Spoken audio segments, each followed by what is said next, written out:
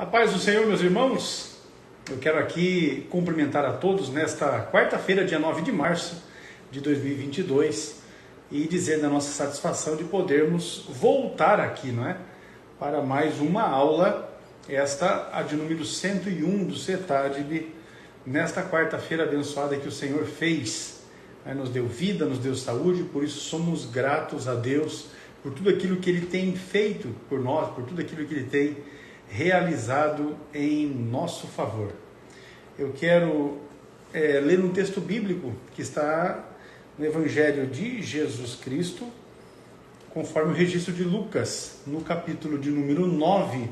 Nós vamos ler aqui a partir do versículo 57, que já é o texto base para a primeira pergunta que nós temos hoje aqui, a pergunta do nosso irmão Vinícius Xavier Costa. Não é? Vinícius Xavier Costa, deixa eu colocar aqui, ó. Vinícius, só que não assim, né? Vinícius Xavier.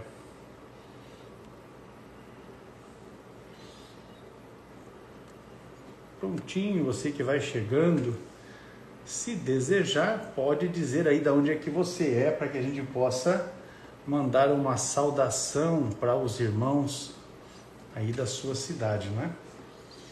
Glória a Deus. O Diomar está por aí, o Diomar é funcionário do CETADB, Juazeiro do Norte, no Ceará. Olha aí que benção. Maravilha. Deixa eu ler aqui o texto bíblico, irmãos. Lucas, capítulo 9, versículo 57, diz assim: E aconteceu que, indo eles pelo caminho, lhe disse Senhor, seguir-te-ei para onde quer que fores. E disse-lhe Jesus: As raposas têm covis, as aves do céu ninhos, mas o Filho do homem não tem onde reclinar a cabeça. E disse a outro: Segue-me. Mas ele respondeu: Senhor, deixa que primeiro eu vá enterrar meu pai. Mas Jesus lhe observou: Deixa os mortos enterrar os seus mortos, porém tu vai e anuncia o reino de Deus. Disse, porém, outro: Senhor, eu te seguirei, mas deixa-me despedir primeiro dos que estão em minha casa. E Jesus lhe disse: Ninguém que lança a mão do arado e olha para trás é apto para o reino de Deus. Esse é o texto da nossa leitura de hoje, que vai embasar para a primeira pergunta. Natanael de Aricanduva, Minas Gerais. Olha aí, Aricanduva, nós temos um distrito aqui na nossa cidade, né? Que é Aricanduva. Vamos já convidar aqui o pastor Ciro Zibordi para que a gente possa iniciar os trabalhos. A paz do Senhor, pastor Ciro, tudo jóia, meu filho? Pastor Hercules, tudo jóia, graças a Deus. Teixeira de Freitas, na Bahia, já está ligadinho. Teixeira Passou de aqui o Freitas. nome. Passou o nome aqui do nosso irmão Jesuíno Santos. Jesulino. Já estive lá em Teixeira. O irmão Teixeira também de já Freitas. esteve várias vezes, né? Com certeza. Passamos ali, era ponto de parada para descansar, para dormir, enfim, para dar uma relaxada, né? Tô com uma luz forte aqui hoje, hein? Olha aí. Tá aparecendo um... Não vão pensar que é um anjo, hein? Ver se eu encontro uma Aracaju, posição aqui. Sergipe, Recife, Diego Samuel de Fortaleza, Ponta de Corumbaú, na Bahia. Olha aí que benção. Maravilha, Diego Santos Silva. Opa, estou aqui. Guaramirim, Santa Catarina. Esse é o Johnny. Salvador, Bahia. E a turma vai chegando. Catolé do Rocha, na Paraíba. Francivan Pereira. Olha, Sejam todos muito bem-vindos, né? todo mundo clicando aí no coraçãozinho, né? No aviãozinho, chamando mais pessoas. Aí, ó, o Jonathan tá Tirando dando a dica print. pra gente colocar fundo musical. Eu tava pensando em cantar, entendeu? Enquanto você vai respondendo, eu vou cantar. Vamos ver se vai dar certo. É interessante isso, que foi bom que o irmão falou, que o pessoal fica encontrando, ó, entrou a bandeira da Croácia aí, da Croácia não, da Ucrânia, né? Ucrânia. O pessoal fica procurando, o pessoal faz as invencionices deles e depois ficam procurando base bíblica, né? Aí inventaram lá que o tangedor, né, do Eliseu, só que o tangedor não ficava fazendo fundo musical enquanto o profeta falava. E Paulo, né? Já que o irmão tocou no assunto, Paulo, quando ele pregava, já tinha muita música, né? Já havia muita música. Tanto que no tempo de Eliseu já tinha o tangedor. Agora, Paulo não levava um tangedor, né? Junto com ele. Ó, quando eu estiver pregando, você vai fazendo um fundinho musical aí, vai tocando uma harpa, vai tocando uma flauta. Não, esse negócio aí é modismo Na mesmo. verdade, isso é falta de uma pesquisa mais apurada, porque É, a igreja do século passado, não é? Não tinha essa frescura. é verdade. É isso aí. A igreja do século passado não tinha, e se pesquisar a igreja dos séculos anteriores, Não tinha. não tinha Os nada grandes disso. pregadores aí também não utilizam. Eu, Né? eu tenho assim um conhecimento bem profundo a respeito da vida de John Wesley, não é? John Wesley não precisava de fundo musical para pregar, não, meu irmão. E quando ele pregava, os endemoniados eram libertos. Ele Tem que pregava depender. e os endemoniados eram libertos. E contaram isso para o George Whitefield. O George não acreditou, quis lá conferir.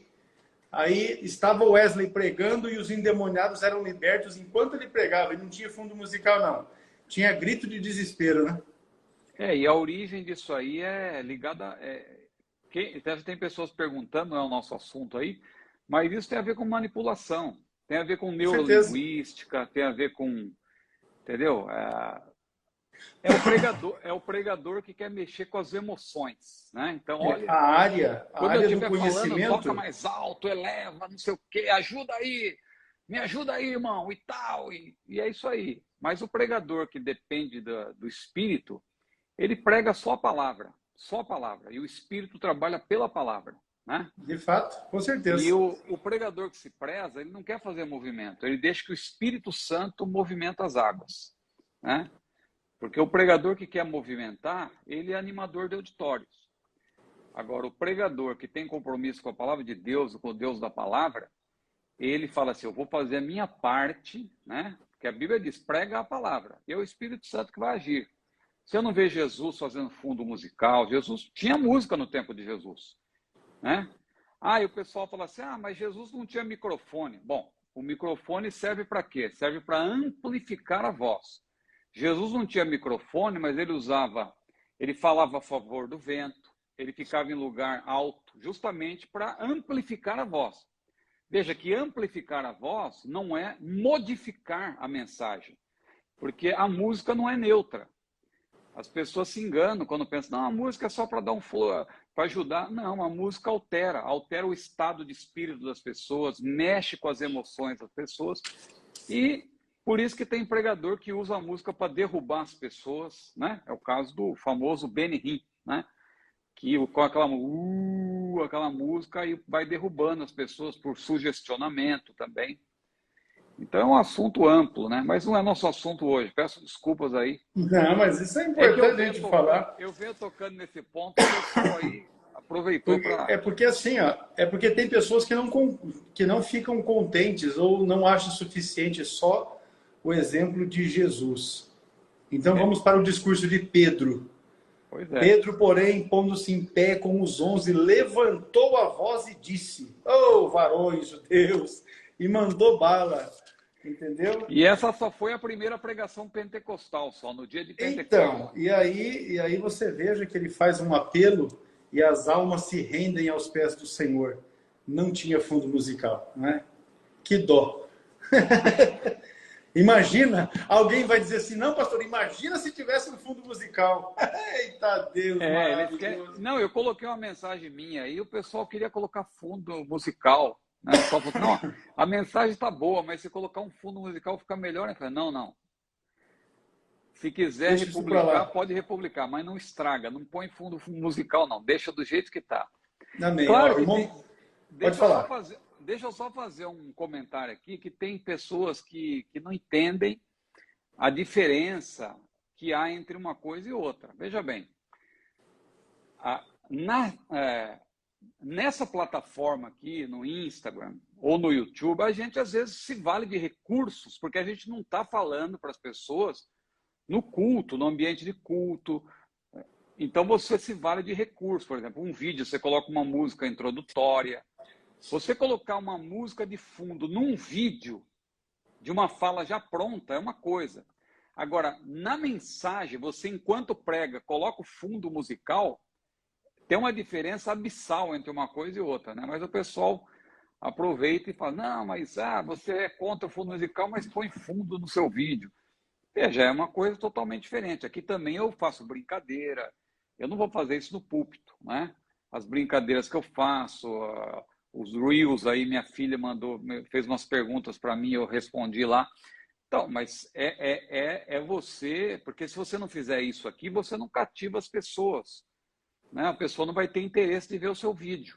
Como num livro também, você se vai de figuras de linguagem, você não tem como elevar a voz, diminuir a voz no livro. A pessoa não está te ouvindo, ela está lendo. Então você usa de ironia, você usa de provocação, uma linguagem provocativa, porque é o livro. É outro tipo de linguagem, né? Então aqui a gente usa fundo musical, às vezes na introdução, às vezes coloca uma música, mas é uma coisa. Agora, pregar com fundo musical, usar a música para você condicionar a plateia, aí alto lá, são coisas diferentes, né? Com certeza, com certeza. Vamos lá. Pastor, eu li Lucas capítulo 9, a partir do versículo 57, eu li até o 62, e a pergunta do Vinícius é essa aqui: aquele que prega o evangelho deve viver do evangelho de forma literal? A pergunta dele é se é isso mesmo.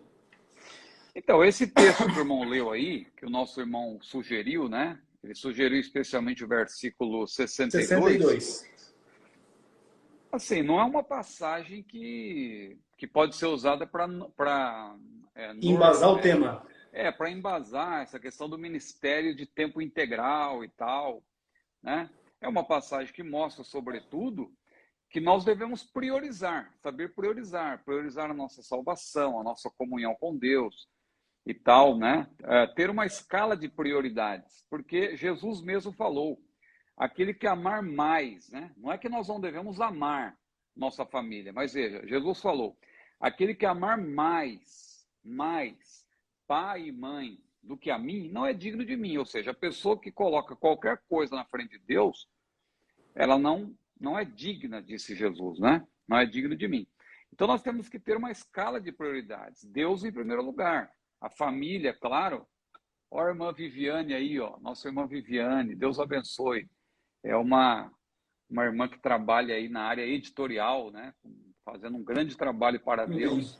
E se Deus quiser, em breve nós vamos fazer uma live juntos. Deus abençoe nossa querida irmã Viviane, que é da God Books, né? God Books, que é uma editora muito, hoje em dia, que tá muito presente aí, né? Atingindo muita gente com livros maravilhosos. Deus abençoe, irmã Viviane. Sigam a nossa irmã Viviane aí, ó, que ela tem muita coisa boa lá para nós. Eu já estou seguindo.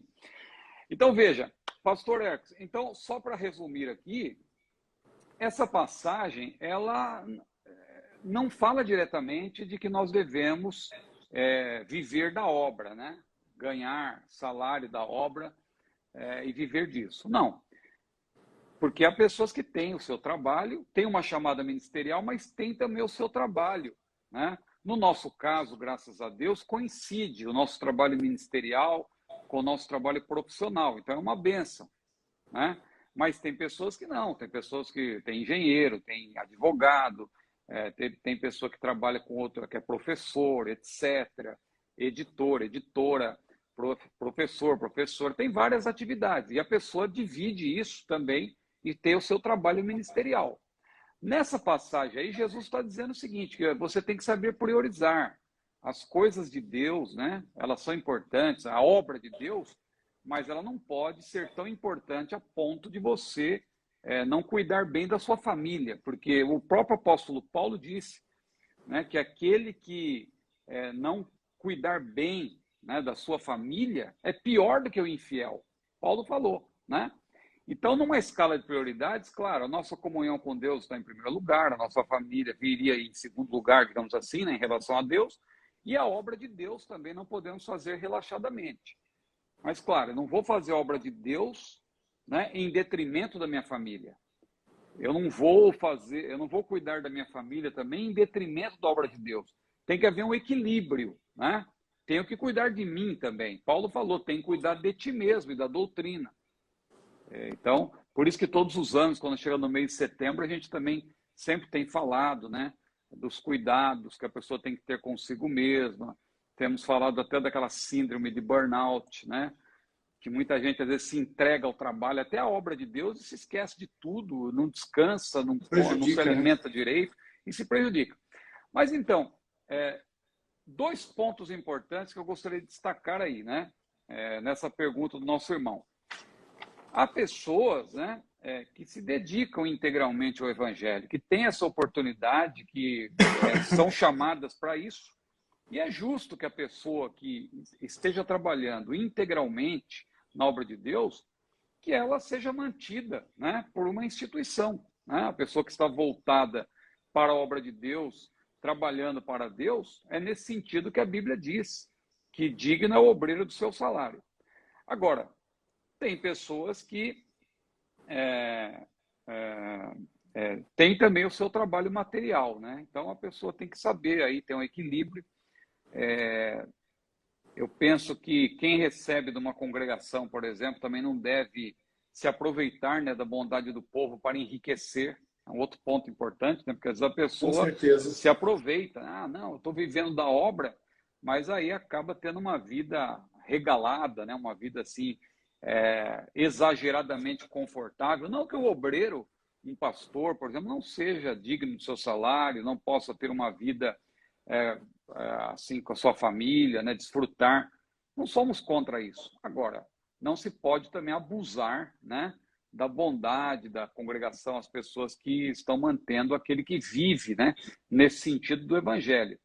O apóstolo Paulo, por exemplo, ele era mantido por muitas igrejas. A igreja de Filipos teve um cuidado muito grande com Paulo, mas ele também não queria ser pesado para ninguém. Ele tinha o seu trabalho, ele tinha a sua profissão, então ele se esforçava para se deixar gastar pela obra de Deus e não ser pesado a ninguém.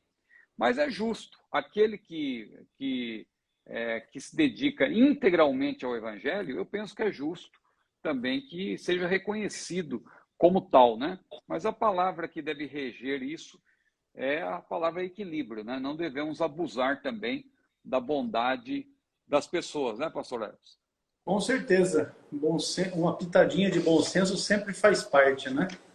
Tanto por parte daquele que recebe, como daquele que está gerindo, administrando a igreja e que tem, de fato, o poder de dizer, ó, você vai receber, você não vai receber, você terá um ganho, porque a Bíblia diz que digno é o obreiro do seu salário, não é?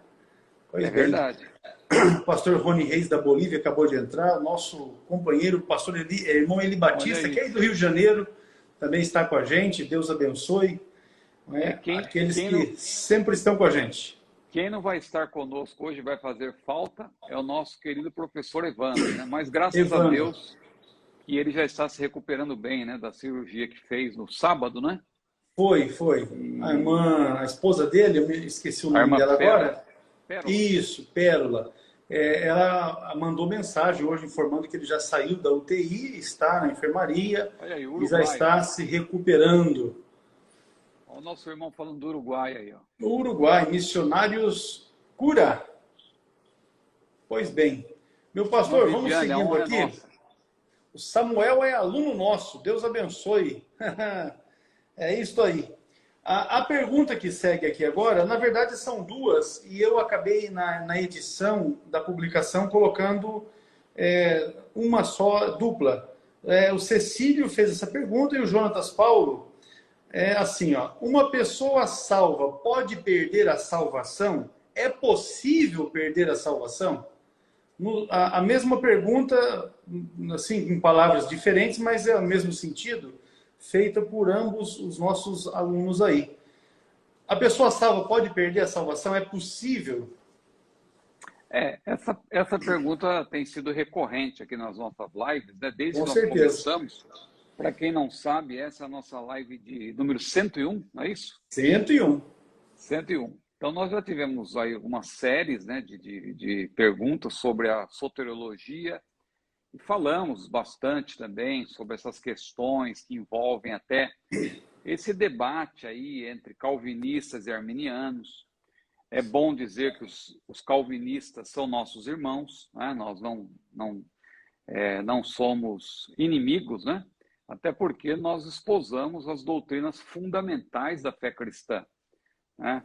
Para quem não sabe as diferenças entre doutrinas fundamentais e doutrinas secundárias, é só você observar aquilo que está nos credos, né? Os chamados credos universais ou credos católicos, né? No sentido de universal, né?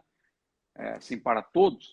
Então, nós cremos na doutrina da Trindade, nós cremos na plena divindade de Jesus, na plena humanidade de Jesus, isto é, a sua dupla natureza, né? Porque ele se fez homem sem deixar de ser Deus, e assim por diante. Cremos na vinda de Jesus, e aí começam a aparecer os debates que são secundários, são importantes, mas não são fundamentais, como, por exemplo, toda a cristandade crê na vinda de Jesus, mas nós, por exemplo, somos pré-tribulacionistas, mas temos irmãos que são pós-tribulacionistas, tem outros que são meso-tribulacionistas. Então, eles têm uma maneira diferente de crer, mas eles creem que Jesus vai voltar, né? Claro que nós podemos debater ideias e tal, expor o nosso pensamento, a nossa posição. É o caso aqui também no que tange a soteriologia. Todos nós cremos que Jesus salva. Só que os nossos irmãos calvinistas, eles têm uma maneira diferente de crer. Eles creem, por exemplo, que a pessoa, ela é regenerada antes de tudo, para depois ela se arrepender, ela crer. Ela só pode crer e se arrepender depois que ela é salva, propriamente dita, né? Para nós isso é diferente. Nós cremos que a pessoa, para ser salva, ela precisa crer e se arrepender. Claro que o ser humano, por si mesmo, ele não pode, né? O ser humano está morto em delitos e pecados. Então, ele precisa de uma capacitação da graça divina, que é a chamada graça preveniente, que vem antes e capacita a pessoa para que ela possa crer, mas, ao fim e ao cabo, é ela que crê, é ela que se arrepende, né? Porque nós não cremos na graça irresistível. Nós já respondemos aqui perguntas sobre os 5 pontos do arminianismo ou do pentecostalismo, né, que tem uma herança armínio-wesleyana, né, já que o irmão citou aí Wesley também, né? Então, veja, essa questão também passa por aí, a questão da segurança da salvação. Nós que temos essa herança armínio-wesleyana, nós pentecostais, que temos uma declaração de fé também, que não é nova, a declaração de fé brasileira é de 2017, mas nós já temos uma declaração de verdades fundamentais que vem desde 1916. A nossa igreja tem 110 anos. E nós sempre defendemos essa posição, né? Claro que ela vem sendo melhor discutida pelos teólogos, para que haja uma apresentação mais clara, mas os pontos centrais da nossa fé estão mantidos, né? Estão mantidos, né? Nós temos ali, eu vi a irmã Viviane ali também, novamente, eu me lembrei que hoje eu conversei com ela, inclusive, sobre aquele livro de Roger Olson, né? Que é sobre os pontos do arminianismo, os mitos a respeito do arminianismo, e tem mitos. Um dos mitos é que a pessoa perde a salvação por qualquer motivo, né? A pessoa está dirigindo o seu carro lá, está no trânsito, e dali a pouco o camarada meio esquentado, né? Uma pessoa que tem uma ascendência italiana, como é o meu caso, por exemplo, eu, graças a Deus, depois que eu vim para o Rio de Janeiro, eu estou bem mais calmo, né? Já controlou melhor. Lá se vão 20 anos já aqui, e eu já carioquei, né? Mas eu, quando morava em São Paulo, mais novo, mais jovem, qualquer coisa me irritava, né? E eu orava para Deus me controlar. E hoje, graças a Deus, estou bem melhor. Mas o camarada está lá no trânsito, daqui a pouco vê um camarada dar uma fechada, ou entra numa rua contramão e tal, aí você se irrita naquela hora, fala uma palavra, né? Palavrão não, porque o crente não fala palavrão. Mas dali a pouco o camarada fala, vá para o inferno, não sei o quê. Aí sofre um ataque cardíaco, alguma coisa, ou senão Jesus volta naquela hora, né? O arrebatamento da igreja acontece. Aí alguém pensa, não, vai perder a salvação, porque Não, irmão, a gente não perde a salvação por qualquer motivo. Também não tem aquele negócio de Deus ficar riscando o nome da pessoa, escreve de novo, apaga, escreve de novo. Os nossos irmãos calvinistas, alguns até fazendo gracejo, gostam de fazer esse tipo de crítica. Tá vendo? Você perde, Deus fica arriscando o livro todo. Não, não é assim. Nós cremos na segurança da salvação. Nós cremos naquilo que Jesus disse lá em João no capítulo 10.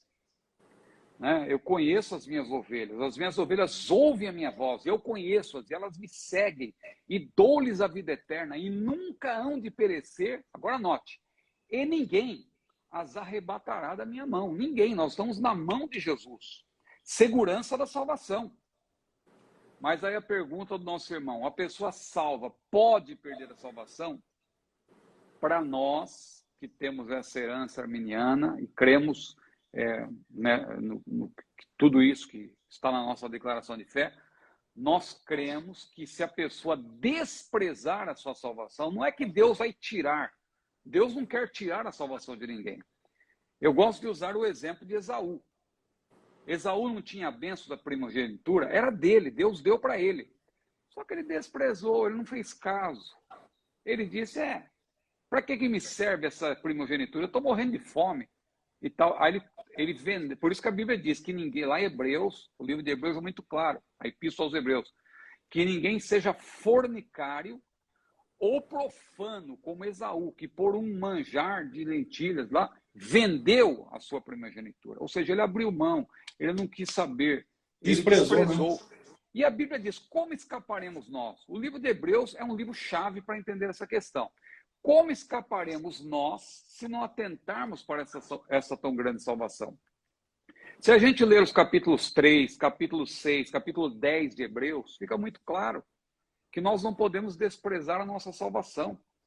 O autor de Hebreus escreveu para os salvos, não foi para os ímpios. Vede, irmãos, olha como ele diz lá no capítulo 3 de Hebreus. Vede, irmãos, ele está se dirigindo a irmãos, a crentes. Vede, irmãos, que nunca haja em qualquer de vós um coração mau e infiel. Ora, mas o crente, o salvo, o seu coração já não se naturalmente se volta para Deus? Sim, se ele der lugar para o Espírito, sim. O fruto do Espírito, né, vai frutificar.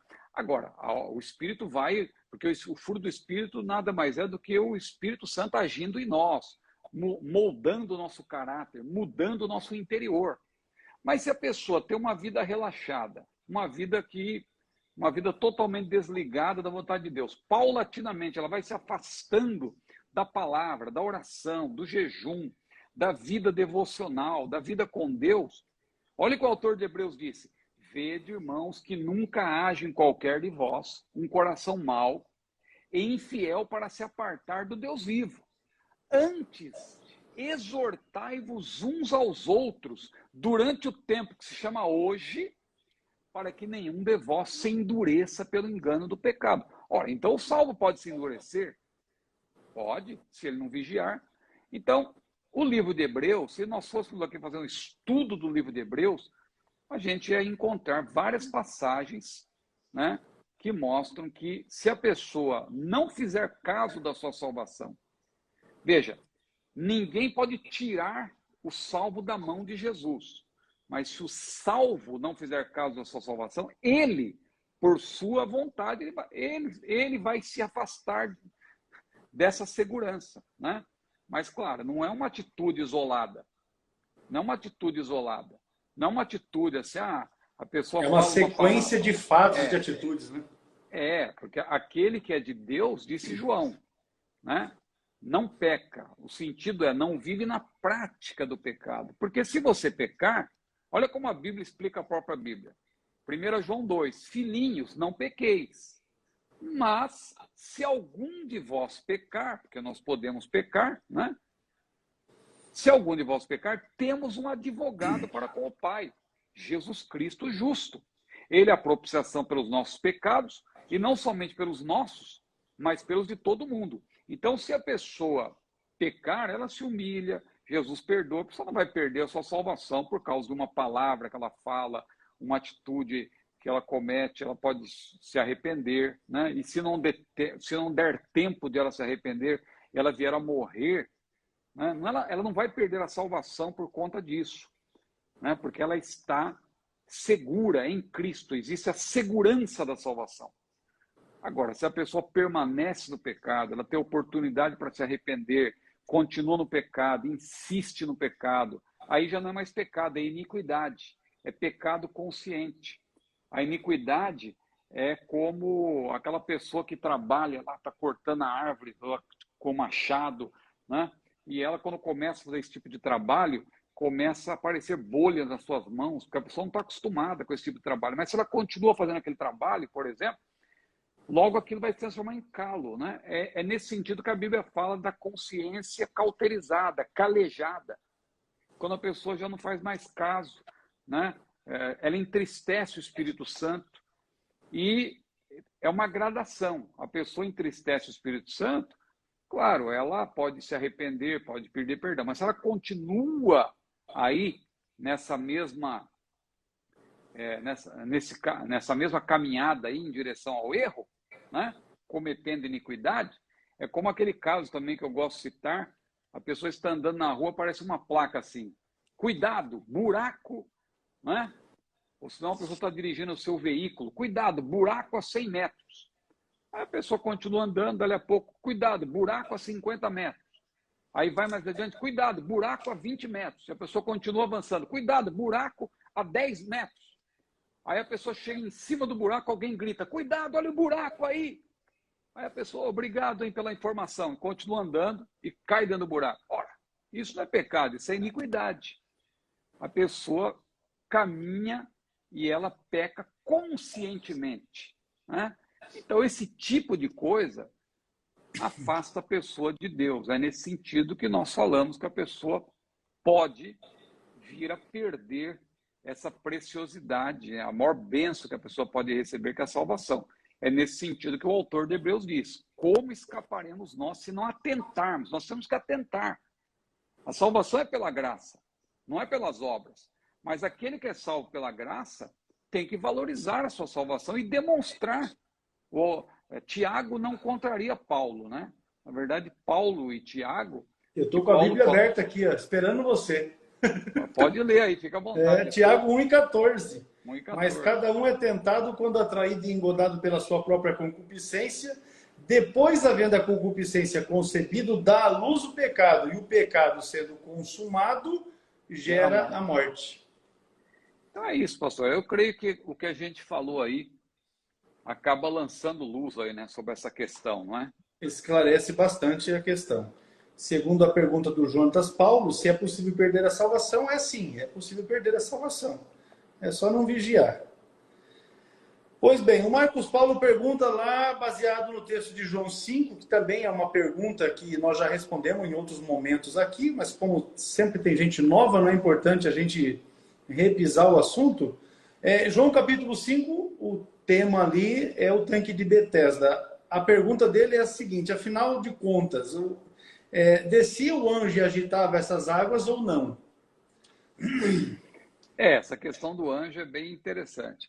Bom, só para nós entendermos, esse tanque, né, o chamado tanque de Betesda, lá, ou Betesda, né, a porta das ovelhas, né, tanque próximo à porta das ovelhas, é uma piscina, né, com 5 alpendres, como diz a Bíblia, e estão lá as ruínas, né?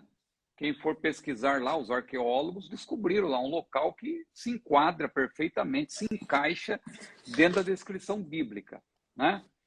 Então, o que o texto diz? O texto gera algumas discussões, né, polêmicas, porque diz que uma grande multidão de enfermos, cegos, mancos e ressecados, né, como diz a versão corrigida, esperava o movimento da água, né? E aí um anjo descia em certo tempo ao tanque e agitava a água. O primeiro que ali descia, depois do movimento da água, sarava de qualquer enfermidade que ele tivesse. Aí a Bíblia diz que um homem que estava ali já havia 38 anos, que estava enfermo, né, aguardando o movimento das águas, só que não tinha ninguém que o colocasse nas águas, quando a água era movimentada pelo anjo, né, supostamente, Jesus apareceu ali e perguntou para o homem, quer esse carção? E ele disse, olha, eu quero, mas não tem ninguém que me coloque na água. Aí diz que Jesus olhou para o homem e disse, levanta-te. Quer falar alguma coisa, pastor? Não, pode prosseguir no pensamento. Amém. Levanta-te, toma o teu leite e anda, né? Agora, é interessante, João é um autor que explica muito, né? A gente encontra muito em João aqueles parênteses, né? Que aquilo ali mostra que João ele gostava de explicar, acrescentar. No texto grego a gente vê isso, né? E é interessante que ele não diz em momento algum, como alguém quer sugerir, que aquilo era uma crendice do povo. Porque muita gente começa a dizer isso. Olha, aquilo era uma crendice. A Bíblia não diz isso, né? Agora, a pergunta que fica é, havia um anjo que agitava aquelas águas? Que tipo de anjo? Então, a questão do anjo é que gera mais discussões. Porque é bom que se diga, eu vou defender aqui, que o anjo está no texto grego. Está no texto grego, né? Só que sem o complemento. Aparece a palavra anjo. Muitos já estão cortando até o termo anjo por conta própria. Por quê? Porque 0,8% dos manuscritos, aqui eu vou ter que fazer uma explicação aqui sobre essa questão de manuscritos, mas 0,8% dos manuscritos gregos examinados não apresentam o anjo, né?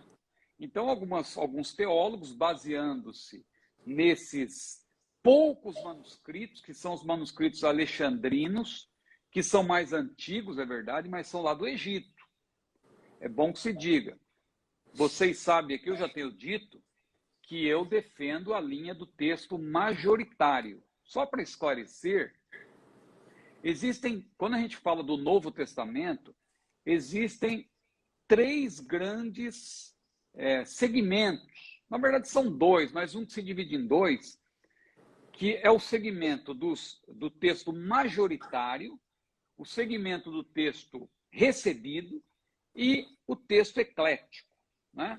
O texto majoritário leva esse nome por quê? Porque a maioria dos manuscritos. Então, você tem somente em grego, sem contar outros, né? Sem contar latim e outros idiomas, mas só o texto grego, você tem cerca de 6.000 manuscritos, né? Desses 6.000 manuscritos, mais de 95% é o chamado texto majoritário, ou seja, a maioria são manuscritos mais recentes, né? Estão mais próximos de nós em termos de tempo, só que uma quantidade maior de cópia e famílias, muitas famílias que foram, né? O que acontece? O texto recebido, o texto da Reforma Protestante, que foi usado ali no século XVI como base para Lutero fazer a sua tradução, e Tyndale e outros, esse texto, na verdade, eram 6 manuscritos em grego que foram retirados dessa massa, chamada massa bizantina, que é o texto majoritário, né? Já o texto eclético, são poucos manuscritos, mais precisamente 2 que são mais conhecidos, que é o texto, é o Codex Sinaíticos e o Codex Vaticanos, que são lá do século IV depois de Cristo, são mais antigos, só que eles estavam num lugar também em que havia muitas heresias, eles foram encontrados ali já, alguém ia ser queimado, ia queimar, ou seja, um manuscrito que foi desprezado praticamente, porque os bons manuscritos eles eram recopiados, copiados e recopiados. Isso que eu estou falando é defendido pelo Dr. Wilbur Pickering. Eu gosto muito do Dr. Wilbur Pickering, inclusive eu adquiri o novo livro dele, aqui, ó, que é essa capa aqui, ó, o Novo Testamento Grego segundo a família 35, né? Dr. Wilbur Pickering, texto grego e aparato crítico, né? O Dr. Wilbur Pickering, só para resumir, porque esse assunto de crítica textual é meio maçante, eu mesmo reconheço, não vou prosseguir com isso aqui. Eu só queria dizer, fazendo toda essa explicação, que no texto majoritário e na família 35, aqui tem o texto grego completo, na família 35, que o Dr. Wilbur Pickering cotejou vários manuscritos idênticos, o que prova que Deus preserva a sua palavra através dessas muitas cópias, né? Porque é como um rio que corre. Os que defendem o texto eclético dizem, não, mas nós cremos nos mais antigos e desprezam a grande maioria dos manuscritos, né? Alegando que eles estão mais próximos da fonte. Só que o próprio Dr. Wilbur Pickering diz o seguinte, olha, se houve uma contaminação perto da fonte, a água continuou correndo e foi se purificando. É como o rio Tietê. Se você pegar o rio Tietê como exemplo, o rio Tietê, lá onde ele nasce, a água é pura. A água é pura. Aí quando ele vai chegando ele vai chegando em São Paulo, recebe muita poluição, ele fica muito poluído. Só que lá na frente a água continua correndo. Pode verificar, não dá tempo aqui de explicar, falando das cidades, mas eu já fiz essa pesquisa. Lá na frente a água volta a ficar pura. Ela vai correndo, ela supera essa contaminação que recebeu ao longo do caminho, e lá na frente ela é pura de novo. Ou seja, a fonte é pura e lá na frente ela volta a ser pura. Isso é uma ilustração do que eu estou falando, porque a palavra de Deus ela é pura na sua fonte, ela foi inspirada por Deus. E o que Deus fez? Deus, que preserva a sua palavra, ele fez com que as muitas cópias, os cristãos iam recopiando, aquelas epístolas, chegavam nas igrejas, eles iam copiando e tal. Por isso que tem muitas cópias do Novo Testamento, né? E o que acontece com esses manuscritos egípcios? Eles foram claramente adulterados. O texto de Marcos, por exemplo, foi apagado, foi riscado por cima, aquela parte que diz, ide por todo mundo, pregar o evangelho. É só lá que não tem. E alguém quer tirar da Bíblia. Não, vamos tirar, porque isso aí não está na Bíblia. Mas mais de 98% dos manuscritos tem ali, né? É o caso aqui também do anjo. Muitos querem tirar o anjo porque não aparece nesses manuscritos mais antigos. Só que na grande maioria aparece o anjo. Agora, um detalhe. Não aparece que era anjo do Senhor. Diz apenas que era um anjo. E aí que permite-se aqui várias...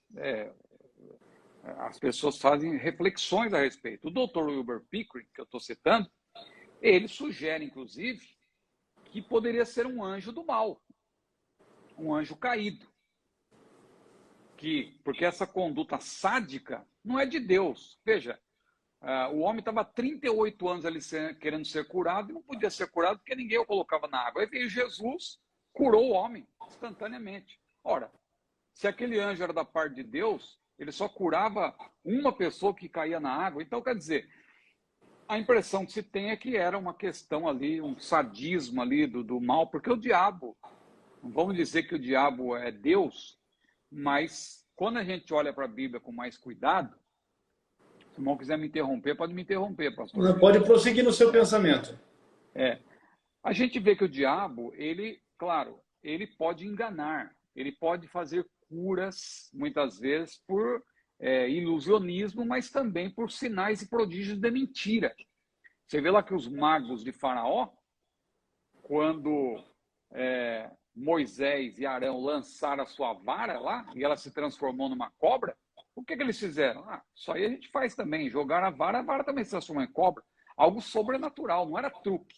A vara realmente se transformou em cobra. E eles iam fazendo tudo que Moisés fazia. Só chegou o momento, na praga dos piolhos, que ele falou, agora não dá mais. Isso é o dedo de Deus, porque Deus também impõe limite à ação do mal.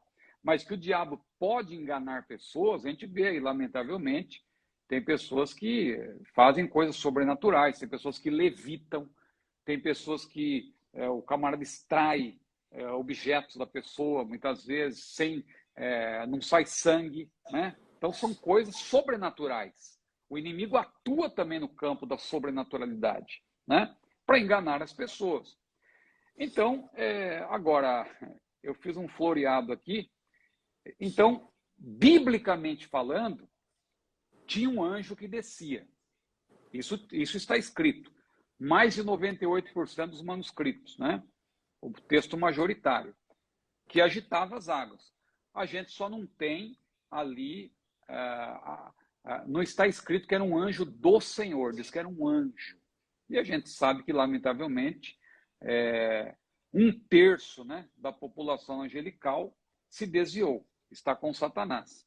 Então, essa passagem ela é difícil, mas eu vou mais ou menos nessa mesma linha aí do doutor, né, Wilbur Pickering. Eu acho que essa conduta sádica ali do anjo lança uma luz aí, nos faz refletir que não era uma ação de Deus, né? Não era Deus que fazia isso. Eu estou dizendo tudo isso porque não há margem também para defender-se que aquilo era né? Tem pessoas que ficam falando que aquilo era uma crendice, que aquilo não acontecia. Bom, João, ele explicava, né? Você pode ver que João, quando você lê o capítulo 4 da mulher samaritana, ele diz lá, os judeus não se comunicam com os samaritanos. Não custava nada João também ter explicado. Olha, havia uma crendice. Ele não diz nada que é uma crendice. Ele apresenta a narrativa, né, como se de fato fosse real. E o tanque de Betesda, ele existiu, realmente. As ruínas, pelo que tudo indica, com os seus 5 alpendres, estão lá, né? Você pode pesquisar na internet que você vai encontrar. Tem vídeos, aliás, tem um canal muito especial que eu gosto de assistir, eu até recomendo, que os irmãos estão aqui participando, as irmãs devem conhecer, que é da irmã Aline, Israel com Aline. É um canal extraordinário e ela é uma guia lá em Israel e ela tem um canal. E esse canal, através desse canal, ela faz explicações, ela está entrando nos lugares, ela vai lá no vale de Megido, né? Ou Megiddo, né, e tal, e vai lá e entra lá nas ruínas, o que foi encontrado relativo ao templo, né, as ruínas do templo e tal, e ela vai mostrando as descobertas arqueológicas, e é um canal muito bom. Muito bem, essa dúvida, ela surge porque algumas traduções da Bíblia trazem o versículo 4 de João, capítulo 5, entre colchetes. Então, Sim. se você tem uma Bíblia e alguns trechos da sua Bíblia está entre colchetes, se aplica a essa questão que o pastor Ciro acabou de mencionar. O fato de que, em algumas cópias, esse trecho que está entre colchetes não aparece. Mas isso não quer dizer que foi inventado, mais né? precisamente, só 2, que é o Códex Sinaítico e os Códigos Vaticanos. A grande maioria tem. Com certeza. Né? É apenas para reforçar. E aí o que acontece? Aqueles que querem descredibilizar a Bíblia com relação a ser a palavra de Deus, usam esses aspectos aqui para poder levantar questões no sentido de colocar dúvida no coração do povo. Mas você fique certo, João não teria escrito se não fosse uma verdade. Então não é lenda, não é crendice, é algo que de fato acontecia. O fato de, em algumas cópias, não haver esse trecho, não quer dizer que de fato não acontecia. É isso para que ninguém fique com a sua fé desestabilizada, desestruturada, por causa de uma questão que, na verdade, não vai mudar a fé de alguém. Não deve, pelo menos. Não deve. É questão que não afeta a inerrância, né, das escrituras. São questões ligadas à crítica textual, né? A crítica textual, na verdade, ela é importante para quem acha que a palavra de Deus foi perdida. E aí precisa ser reconstituído, né? Na verdade, nós não cremos assim, nós cremos que Deus preservou a sua palavra. Com né? certeza. E a nossa maneira de defender isso é através das muitas cópias. Por isso que eu defendo essa linha do texto majoritário, né? Essa linha de transmissão, né? Como se diz. Então, aqui o texto, é interessante esse livro, quem quiser adquirir, é só procurar lá pelo Dr. Wilbur Pickering. Então, aqui você tem, inclusive, o chamado aparato crítico, né? O aparato crítico, ele diz, né, na verdade, o que diz cada tipo de manuscrito, o texto eclético, o texto majoritário, e aqui ele mostra claramente o versículo 4 aqui, tá vendo? Eu não vou ler aqui, tá em grego aqui, ó, mas o versículo 4 está claramente aqui, o anjo, né? Mas não diz que é anjo do Senhor, é apenas um anjo. Diz que é um anjo, mas não diz que é um anjo do Senhor. Do Senhor, algumas versões aí, o pessoal está acrescentando por conta própria, né? Então. Eram dois cegos ou era apenas um cego em Jericó? Assim como os endemoniados de Gadara, era um só ou eram dois? Eu tenho recomendado livros, e outro dia que teve uma pergunta semelhante a esta, eu recomendei. Hoje eu vou recomendar novamente, só que eu vou mostrar, né? Porque às vezes a pessoa, vendo o livro, talvez ela se interesse mais. Um dos livros que trata disso é o livro do mestre Antônio Gilberto. O meu tem uma capa antiga, tá vendo? Deixa eu tirar esse filtro aqui, ó, para você ver. Não é o filtro, acho que eu vou ter que virar. Deixa eu só virar aqui, ó. Fica mais fácil. Olha aqui, ó. Tá dando para ver aí? Aí, ó. A Bíblia através dos séculos. Tá vendo? Esse meu livro tem uma capa antiga. Tem uma capa antiga, mas hoje já tem uma capa nova. O último capítulo desse livro fala sobre dificuldades bíblicas. E aqui o mestre Antônio Gilberto fala justamente sobre esses dois cegos, fala sobre os endemoniados gadarenos e assim por diante. Mais dois livros que eu queria indicar: a Enciclopédia de Dificuldades Bíblicas, né? Enciclopédias aí, ó, de Dificuldades Bíblicas, essa capa aqui, ó, do Gleason Archer. Olha aqui o nome dele, ó, Gleason Archer, né? Editora Vida. Então esse livro também é muito bom, né?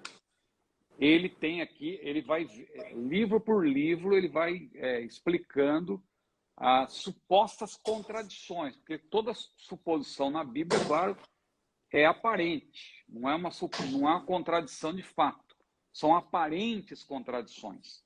Porque Deus é perfeito, nós cremos na doutrina da inerrância e da infalibilidade das Escrituras. E um terceiro livro que eu já tenho indicado, eu vou mostrar também, esse aqui, ó, Inerrância da Bíblia. Inerrância da Bíblia. Aí, esse é um livro que tem como editor Norman Geisler, né? O editor é organizado por Norman Geisler. Mas tem vários autores. E um dos autores é justamente o próprio Gleason Archer, que eu citei, né? Então, ele tem um capítulo aqui que ele fala também das dificuldades bíblicas. Então, por que eu estou indicando? Porque para você entender bem esses assuntos, você tem que tomar tempo. Aqui a gente vai dar uma resposta que alguém considera simplista.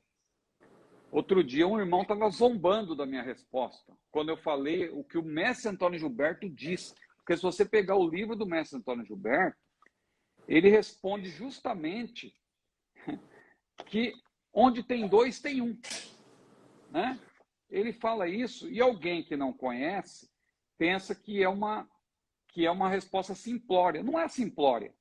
Ele quer mostrar com isso que não tem contradição, porque onde tem dois, de fato, tem um.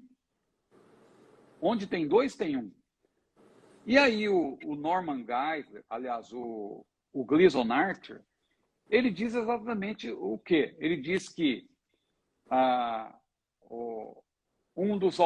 Mateus, por exemplo, fala dos dois, mas o outro autor ele quis destacar porque certamente um dos dois era mais falante e tal. Isso acontece, né? Você às vezes conhece duas pessoas. O professor, por exemplo, quando eu dava aula em sala de aula, às vezes eu pegava turmas que não eram muito grandes, né? Já peguei turma, escola dominical, por exemplo, às vezes você tem 2 alunos só também. Só que você às vezes guarda mais um irmão, porque o irmão é mais falante, é mais participativo. Mas tinha 2. Você às vezes vai descrever, você fala mais de um. Foi o que aconteceu ali no caso, né? Você vê que eu queria achar aqui o ponto que o mestre Antônio Gilberto fala. Eu tinha marcado aqui. Mas eu acho que... Deixa eu verificar aqui. Bom.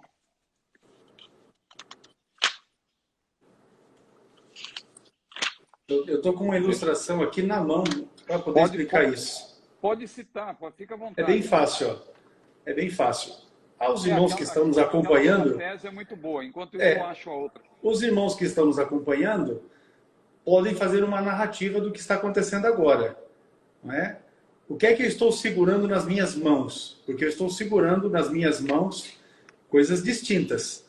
Então, se vocês aí forem fazer a narrativa deste instante, vocês vão dizer, olha, o pastor Hércules, ele está vestido com uma camisa que é bordô, com cinza e tal, e ele está segurando na sua mão um controle da LG.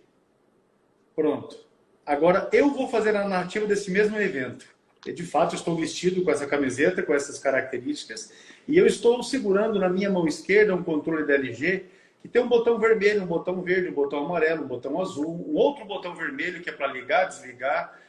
Nesse controle tem vários botões com numerações distintas, para aumentar volume, diminuir volume, mudar canal, um seta, uma chavinha, um botão para gravar e tal. Porém, na minha mão direita, eu estou segurando um outro. E observe que esse vocês não estão vendo, mas eu estou vendo. Então, porque eu estou vendo o outro, então eu vou fazer o relato de que na minha mão direita tem um outro, que é esse aqui, um outro controle. E ainda que eu coloque os dois aqui, você não vai ter condições de dar detalhes a respeito, porque o seu campo de visão, a sua fonte de informação é diferente da que eu estou tendo. Então eu vou ter condições de dar mais clareza, mais detalhes, porque o meu ponto de visão a respeito do momento do episódio é diferente do seu. É o que acontece no caso aqui dos endemoniados, é o que acontece no caso dos cegos, é a mesma situação. Cada evangelista narrou o momento da maneira como ele viu, da maneira como ele presenciou, ou, dependendo do evangelista, das fontes que ele utilizou para fazer a pesquisa, levantar as informações e fazer a narrativa do evangelho. Achou lá, pastor Ciro? Não, perfeito. O que o pastor Antônio Gilberto diz é bem curtinho. Eu vou preferir ler isso aqui, a parte do Gleason Archer, que ele fala justamente dos 3 relatos sobre os cegos, porque é Mateus, Marcos e Lucas, né? Marcos é aquele que dá ênfase para o Bartimeu, cita por nome e tal, e só cita um cego. Mas olha aqui, ó, o que o Gleason Archer explica muito bem. Gleason Archer, para quem não sabe, é um grande erudito nessa área de exegese e tal, é um grande erudito, né? Ele explica que, claro, os evangelhos, eles não se contradizem, eles se completam, cada narrativa complementa o que o outro disse. Então, olha aqui, ó, os 3 relatos suplementam-se um ao outro, de modo que alguns fatos se salientam.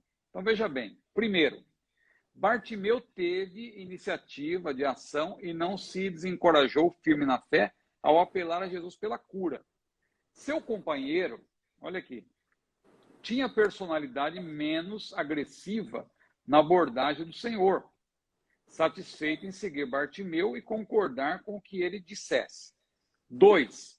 A persistência de Bartimeu era tão grande que ele não aceitaria um não como resposta, não importando quão severamente o povo o repreendesse e ordenasse-lhe que ficasse quieto.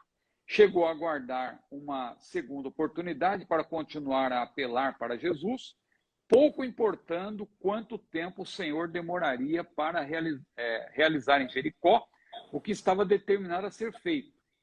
Portanto, Bartimeu esperava Jesus com muita determinação e, finalmente, o Senhor passou pelo mesmo portão outra vez.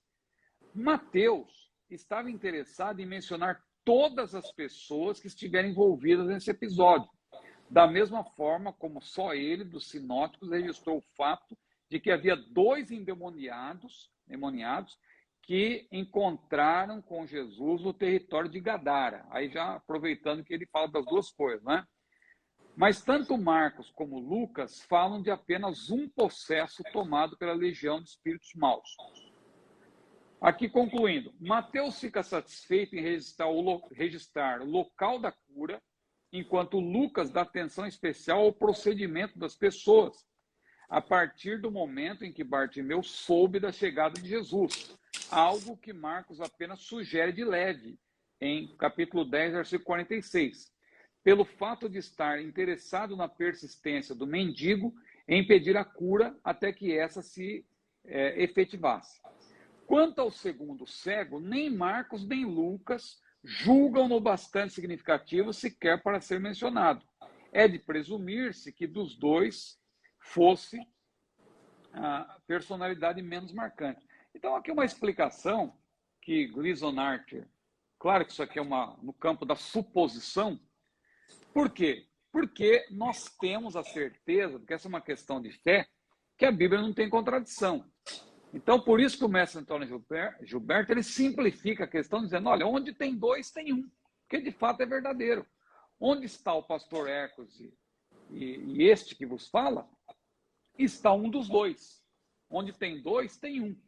Agora, alguém pode descrever o pastor Hercos, outro pode falar mais de mim, outro pode falar dos dois de maneira geral. Então é isso que Gleason Archer está explicando.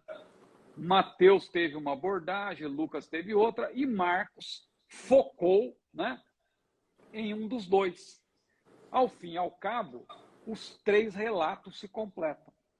Com certeza. E há de se considerar também que cada evangelho foi escrito para um grupo distinto de pessoas, então tinha uma ênfase, né, nessa questão. Por isso, alguém achou necessário mencionar que era apenas um e o outro mencionou que eram dois. É como você vai chegando na igreja. Você entrou na porta da igreja, já tem ali um grupo de irmãos. Se você for fazer um relato, certamente você vai deixar de mencionar alguém, né? Você vai deixar de mencionar alguém, não porque você não gosta da pessoa, tem alguma diferença com a pessoa, não. É porque há pessoas ali e é por isso que acontece essa questão, mas nada... Tem que considerar outra coisa também. Eles foram inspirados por Deus. E o que foi inspirado é o registro. É importante isso. O registro final. Então, a gente sabe que não há contradição porque Deus inspirou o que foi registrado. Agora, observe os autores. Mateus era um dos apóstolos, né? Marcos não era apóstolo, mas Marcos andou com Paulo, né? É o João Marcos. É o João Marcos. Aprendeu com Barnabé, ajudou Pedro, foi um dos que redigiram 1 Pedro. Então, tudo indica que ele escreveu o Evangelho de Marcos foi com base no próprio relato de Pedro. Já Lucas, ele se informou minuciosamente dos fatos, né? Então, ele fez um outro tipo de pesquisa.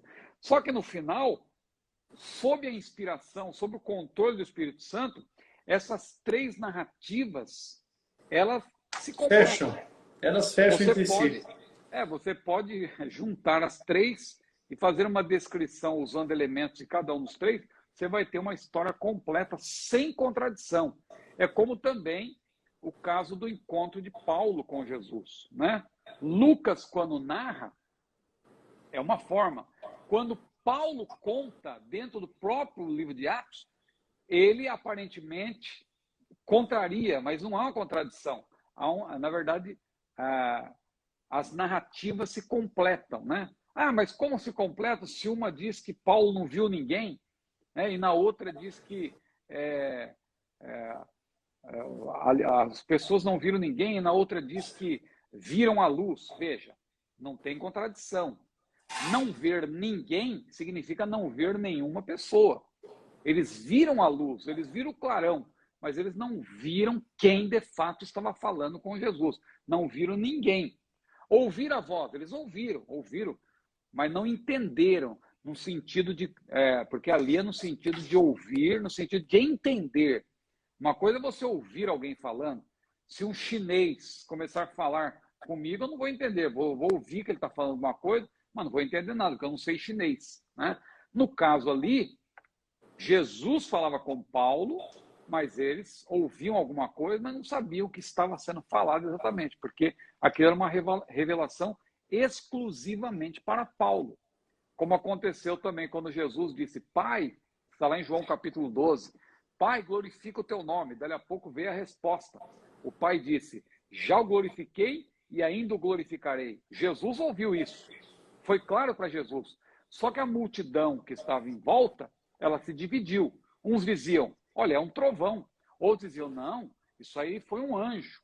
Por quê? Porque, na verdade, eles não entenderam. Eles viram que teve algo que veio do céu, algum barulho, mas eles não entenderam. Só Jesus entendeu que era o próprio Pai falando com ele. O Pai dizendo, já o glorifiquei e ainda o glorificarei.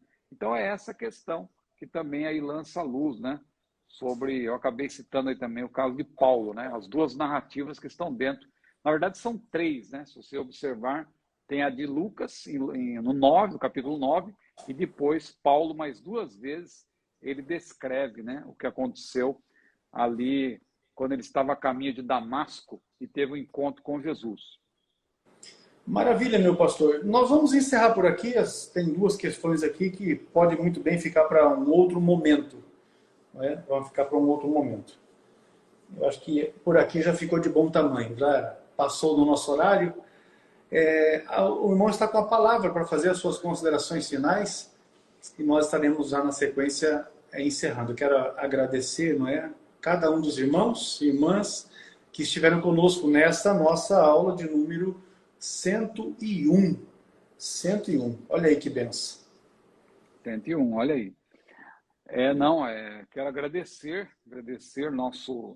agradecer o pastor Hercos pela oportunidade e parabenizar mais uma vez o nosso CETADB, que recentemente, agora no mês de fevereiro, completou 12 anos, né, de atividades, com mais de 40 mil alunos já formados, né?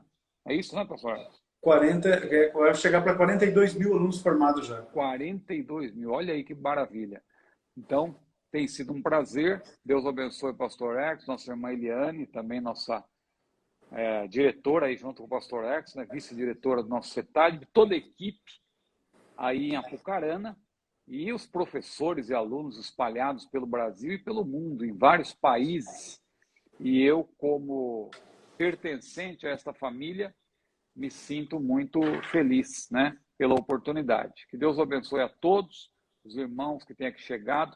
Não se esqueçam de divulgar, ainda há tempo, divulgue essa live, faça um print aí, porque as pessoas poderão assistir posteriormente, né? Então faça um print, coloque lá nos seus stories, que depois também a gente republica, né?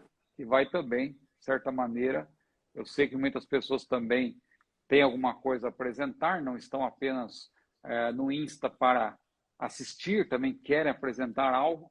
Então é uma maneira de nós divulgarmos também aí o seu perfil. Você publica lá nos seus stories, nos marca e nós vamos republicar, tá certo? Que Deus abençoe a todos. Foi um prazer. Recebam aí a minha saudação desde Niterói, no Rio de Janeiro. Amém. Deus abençoe, pastor Ciro. Transmita aí nossa saudação, a irmã Luciana, também a Júlia, né? Júlia. Depois nós vamos combinar como é que nós vamos fazer com a aula de quarta-feira, já que quarta-feira, dia 16, é o seu aniversário, né? Um pouco mais de 50 anos. Depois nós vamos combinar como é que nós vamos fazer esse negócio. Mas é muito provável que a gente vai dar um descansozinho para ti.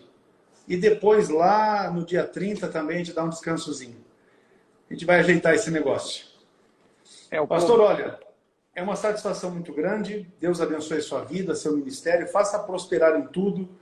E daqui nós vamos seguindo, trabalhando, fazendo o nosso melhor para o Senhor. Nós começamos hoje aqui trabalhar no material La Doutrina de la Trinidade. Ó, que bênção!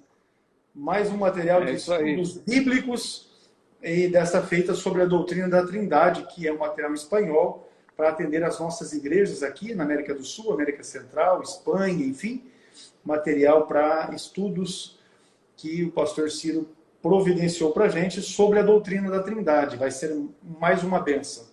Assim que nós tivermos alguma coisa já aqui mais prontinha, a gente divulga aqui no canal do CETADB. Lembrando que esta live fica gravada aqui no Instagram e também ela será liberada para assistência através do nosso canal no YouTube, que é CETADB. Só pode se inscrever, ative as notificações, acompanhe também os comentários que fazemos diariamente com base no texto da leitura diária da lição da Escola Bíblica Dominical, que é fornecida pela CPAD. E para você que é aluno frequente da Escola Bíblica Dominical, você que é, de repente, um professor, né, na sua classe, ou que é superintendente da Escola Dominical, já se organize, porque a CPAD já está disponibilizando as revistas do próximo trimestre, que começa agora em abril. Como nós já avançamos para a segunda semana, não é, de março, já é tempo de realizar os pedidos e tal, para não haver atraso. Pastor Ciro, Deus abençoe. Nós vamos aqui encerrar com uma oração, mas nós vamos lembrar de orar pela vida do pastor Evandro Carlos, né, pela restauração completa da sua saúde. Nós temos aqui um pastor, nosso pastor Moisaniel, que sofreu um acidente automobilístico, teve vários traumas no corpo. Nós vamos também orar por ele. Nós temos um outro pastor que está fazendo um tratamento de saúde. O quadro dele é um quadro mais difícil. Nós vamos também orar pelo nosso companheiro pastor João Trindade e também pelo evangelista Joel, que é um obreiro aqui do campo, convencional, um auxiliar da igreja e que também está passando por um momento difícil na sua saúde. Vamos orar por esses irmãos, crendo que Deus pode fazer algo de bom, de novo nas suas vidas, dando saúde para que eles possam estar retornando às suas atividades na igreja. Amado Deus, nós te bendizemos e glorificamos por esta oportunidade maravilhosa que o Senhor nos deu, de aqui podermos estar nos dirigindo aos nossos irmãos e agora de podermos falar contigo em favor da vida de todos esses que aqui temos mencionados os seus nomes, pastor Evandro Carlos, também pastor Moisaniel, pastor João Trindade, ainda o evangelista Joel. Deus, põe a tua mão sobre a vida desses amados, cura-os, eu te peço, em nome de Jesus. Dá saúde para os teus filhos, saúde plena, de modo que eles de pronto possam ter a sua saúde restabelecida e possam voltar a atuar na obra do Senhor. Em nome de Jesus, nós pedimos estas bênçãos, crendo na bênção e na vitória. Amém. E graças a Deus. Pastor Ciro, um abraço a todos os irmãos. Deus vos abençoe em Cristo Jesus. Quarta-feira nós voltamos aqui. A paz do Senhor. Amém.